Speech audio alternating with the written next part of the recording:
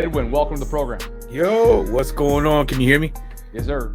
All right, man. I had so much to say, and it seems like a lot of people are covering the things I said.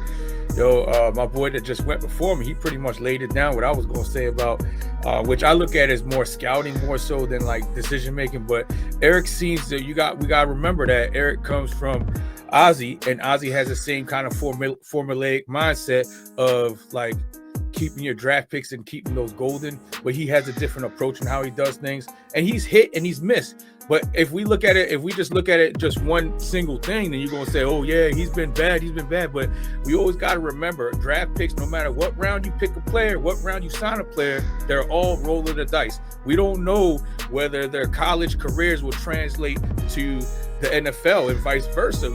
You're not really sure, because some players that are prospects are high, they completely fail, and some people prospects that are low completely become great players. So it could be any one of those things. But I mean, as far as the offensive line, who we gonna grab?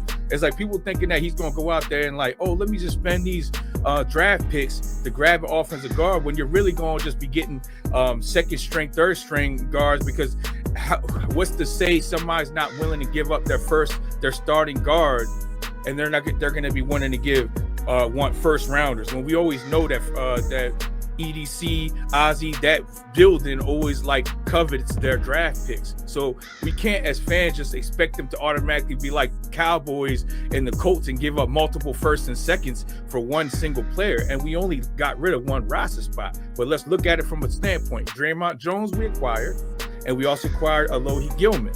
We lost Jair Alexander, and we lost Adafi Owe. Are these two players better than those two? So far, Alohi Gilman has proven that he's better on this team than Jair was, because Jair couldn't stay on the field. And also when he wasn't healthy enough to be a factor, because obviously his knee wasn't as good as we thought it was. And then if we look at Adafi Owe, yeah, he's doing a little bit better, because the Chargers run a simplified version of the Ravens defense. Everybody knows that. Jim Harbaugh said it before the season started, that he's running the Ravens defense, but it's a simplified version. So of course Adafi's going to take better to that, because he's taking a simplified version. The Ravens defense is a hybrid defense, 3-4-4-3. So it's a lot more complex than most defenses out there. So we got to get the right players, and I think the scouting is where the problem is. It's not DeCosta's moves and his mindset. Is more so we really got to get our scout team to be better, and also DeCosta has to know when to get rid of players. I think Mark Andrews should have been traded in the offseason for multiple seconds or thirds. We could have got maybe one or two picks for him. You know what I mean? And that's what the Eagles GM is doing. He's getting rid of players in the right time, pulling lots of picks, and then now he could trade multiple picks for other players, because he's basically farming picks to make moves. And I think DeCosta can learn from that. But I don't think that DeCosta's terrible. It's just he's got an old mindset, and he's got to start to shift it into the new mindset, because the old ways don't really necessarily work as they are now. And what's working is not what he's doing is not working. So we just got to see a shift in that. I have optimism that regardless of the team that we got there, the defense has been a problem. They've shown that they've gotten better. Our offense never really was a huge problem. Yes, our guards are a problem, but you can't just fix that because you won it. You can't just say, oh, we're going to grab this guy. Offensive line has time to gel. So I think we're kind of made our bed with the offensive line. We just got to deal with what we got.